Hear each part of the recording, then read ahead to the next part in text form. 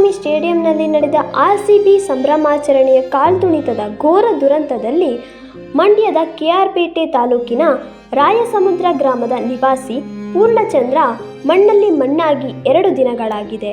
ತನ್ನ ಮಗನ ಜೀವನದ ಬಗ್ಗೆ ನಿರಂತರ ಬೆಟ್ಟದಷ್ಟು ಕನಸು ಕಾಣುತ್ತಿದ್ದ ಮೃತ ಪೂರ್ಣಚಂದ್ರನ ತಂದೆ ಶಿಕ್ಷಕ ಚಂದ್ರು ಕ್ರೂರಿ ವಿಧಿಯಾಟದ ದುರಂತದಲ್ಲಿ ಮಗನನ್ನು ಕಳೆದುಕೊಂಡು ದಿಕ್ಕೇ ತೋಚದಾಗೆ ತನ್ನ ಮಗನ ಅಂತ್ಯ ಸಂಸ್ಕಾರ ಸ್ಥಳದಲ್ಲೇ ಮೌನವಾಗಿ ಕುಳಿತು ಮಗನನ್ನು ನೆನೆಯುತ್ತಾ ಮೂಕರೋಧನೆ ಪಡುತ್ತಿರುವುದು ಪ್ರತಿಯೊಬ್ಬ ಮನುಷ್ಯನಿಗೂ ಮನಕುಲುಕುವಂತಿತ್ತು.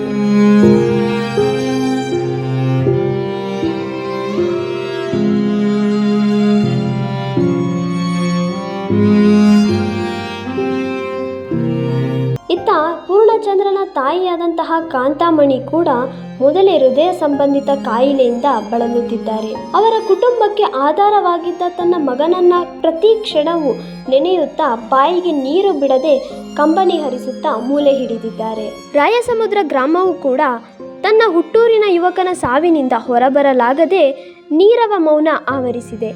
ಮೃತರ ತಂದೆ ಚಂದ್ರು ಮಾತನಾಡುತ್ತಾ, ನನಗೆ ನನ್ನ ಮಗನೇ ದೊಡ್ಡ ಆಸ್ತಿಯಾಗಿದ್ದ, ಈಗ ಅವನೇ ಇಲ್ಲ, ಎಷ್ಟಿದ್ದರೆ ಏನು ಪ್ರಯೋಜನ, ನನಗೆ ಬಂದ ಪರಿಸ್ಥಿತಿ ಪ್ರಪಂಚದಲ್ಲಿ ಯಾವ ವ್ಯಕ್ತಿಗೂ ಬರಬಾರದು ಎಂದು ಕಂಬನಿ ಮಿಡಿಯುತ್ತಾ ರೋಧಿಸಿದರು. ಸರ್, ಏನೇ ಹೋಗಿರೋದು ಇಪ್ಪತ್ತು ನಮ್ಮ ಮಗನ ತಂದು ಕೊಡೋಕ್ಕಾಗತ್ತಿಲ್ಲ. ನನ್ನ ಮಗ ಹೋಗಿರೋದು ಭಾಳ ಆಘಾತ ಆಗುತ್ತೆ ಸರ್. ಮಗನ ಅವನ ನೆನಪಲ್ಲೇ ನಾನು ಕಾಲ ಕಳೆಯೋ ರೀತಿ ಆಗೋಗಿದೆ. ಅವನು ತಂದು ಕೊಡೋಕ್ಕಾಗಲ್ಲ ಸರ್.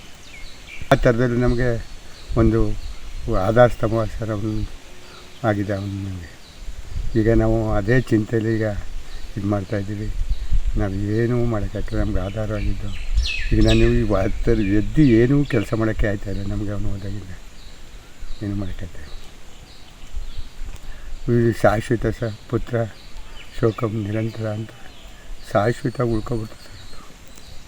ಅದ ಕಳಿಯೋಕ್ಕೆ ಯಾರು ಏನೇ ಕೊಟ್ಟರು ಅದ ಪತ್ತೆ ಮತ್ತೆ ಪಡ್ಕೊಳಕ್ಕೆ ಹೋಗಿಲ್ಲ, ಅದ ಕಳ್ಕೊಳಕ್ಕೆ ಹೋಗಿಲ್ಲ. ಶೋಕ ಕಳ್ಕೊಳಕ್ಕೆ ಹಾಕಿಲ್ಲ, ಮಗನ ಪಡ್ಕೊಳಕ್ಕೆ ಹೋಗೋದಿಲ್ಲ. ಆ ಸ್ಥಿತಿಯಲ್ಲಿ ಇದ್ದೀವಿ ಸರ್. ನಾವು ಶತ್ರುಗಳಿಗೂ ಬರಬಾರ್ದು ಸರ್. ನಮ್ಮ ಯಾರೇ ಯಾವ ಮನುಷ್ಯರಿಗೆ ಬರಬಾರ್ದು ಇಂಥ ಕಷ್ಟ ಅನ್ನಿಸ್ತದೆ ಸರ್. ನನಗೆ ಅನ್ನಿಸ್ತಾ ಅದು ಈಗ